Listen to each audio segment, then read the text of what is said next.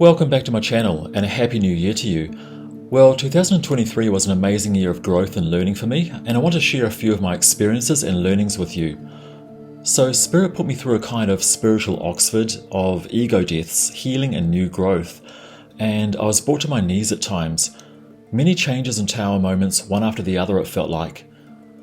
Realizing my empathic nature as a man, where everything is felt at a deep level, while being spiritually open was particularly difficult. There were times I felt really low, like my whole path had stopped and derailed, but once I found acceptance, I felt more lighter and free again. It's in those dark moments that true growth really occurs. Strict spiritual parenting was at play. Even though I felt disconnected in those moments, it was then that the spirits would nurture and help me in hidden ways, and vivid dreams would offer many insights. I want to give special thanks to my spiritual life coach Bianca, also known as Official Indigo Priestess. She has helped me make sense of so much through the year with her spiritual guidance and intuition, and I highly recommend her consultations and spiritual services if you need any type of help on your spiritual or occult path. A strong spiritual path with its balance of light and dark aspects is one to be lived and experienced, not just read from a book or social media post. Painful changes are necessary now to reach a stronger future. Losing yourself is the only way to find yourself, to become lighter and clearer by shedding that skin. Then we have more room within us for new realizations and experiences. Several new relationships came my way. Everything is laid out, guided, and interconnected. Despite some chaos and pain, there were blessings to all the connections I made, and I'm very grateful for what I learned. Because of my close relationship with Goddess Lilith and the Divine Feminine, I realized I was being called into a kind of healing role to those who needed a more divine masculine presence, and I would learn my own lessons from the experience. To be the calm for her storm, but to also be my own king. I learned how others' trauma and ego can push you away sometimes when all you wanted was for them to thrive. Some are too comfortable in their wounded self to let you in fully, because they don't want to drop their armor. Attacking and sabotaging the relationship was sadly easier than simply softening and allowing me to be there as a healthy masculine presence. One woman kept testing me for repulsive behavior, and when she couldn't find anything, it became too much for her to accept and things became too toxic, especially when my words would now be weaponized against me, which I simply couldn't accept. There was certainly a lot to unpack and process from this chaotic relationship. It can take a long time, and insights were revealed long after. I learned that when people challenge you, it was often you who challenged them first, because they're not ready to face themselves and heal. It's better to be a calm mirror to others than to take the bait. Don't let them shoot you down to their level, and know your worth. Then I found myself swept up into a short-term connection with a less secure person. I was treated extremely well, and that helped me heal, and I was shown a depth of nurturing that I needed. But there was only so much affection I was able to return. Things felt rushed and I couldn't break through the barrier of neediness. It manifested as me being just not that into them. So you can only attract and keep what you're already giving off vibrationally. And so feeling secure and worthy within ourselves is paramount.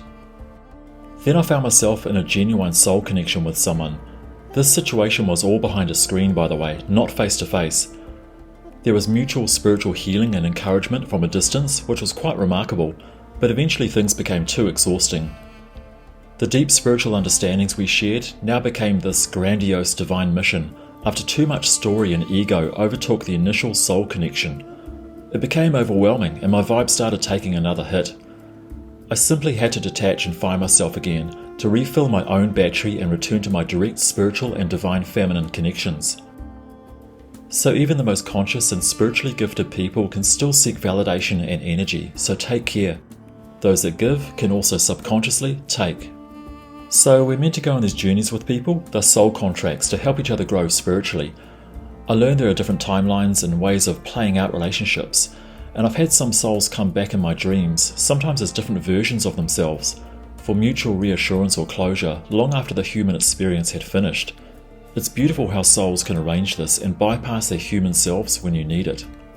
By now I was forced into having a real break from relationships, online connections, social media, and even my video content so I could focus on my own journey and the spirits. Honouring myself by soaking up rest to heal, transform and grow. Always recognise your need to detach, rest and heal, and return to that king or queen that you are deep within yourself. There were lows and dark moments throughout the year. Versions of myself were dying, who I thought I was with the relationships and journeys that had ended. Sometimes I felt angry that depression had returned inexplicably. I learned it was okay to feel this way, to feel down and depleted, to allow myself to feel sad after the losses. I had to accept my feelings in those moments and not push them away. Being able to grieve and release excess emotion is crucial to feeling lighter and ready to move forward again. Taking all the time you need to find yourself again, processing, putting things into words, and also spending time grounding in nature or at the beach. It's only from a happy void that new, good things can be created. Yet another dark moment would arrive. Losing a second parent and being faced with orphanhood felt very unfamiliar. More deep emotion, grief and stress would come forward to be processed. Funeral arrangements and clearing out rooms would stop any sense of forward momentum. Of course, it would all pass. But by now I felt I'd had enough. I was quite furious with the spirits and recall slamming the door to my temple space out of frustration.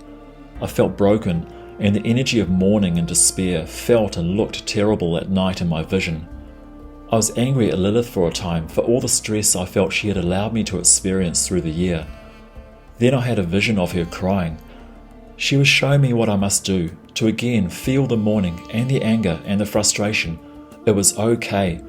I wasn't truly angry at the spirits. I was trying to plaster up the pain of my father's passing by redirecting it at other things. My life coach had a vision of Lilith cradling my head as I lay there, nurturing me like a mother. I began to soften, and after I put her necklace back around my neck, I felt it buzz like haptic feedback. I was reconnected and my energy started to settle. Peace was returning. I'd finally moved through yet another trial. Positive signs and beautiful spirit presence provided much needed encouragement at times, but there were plenty of uncomfortable dreams and confronting symbols that reflected how I was feeling or showed me my healing process. For example, walking past a dead blackbird on the pavement signified transformation to come. Dreaming of a crashing train foretold of more death to the old self. A dream of rapidly flying a great distance showed me I was trying to escape what I had to face. Swimming strongly through green murky waters showed me I was keeping my head up regardless, and clearly seeing a large knife showed me the pain I was feeling at that time.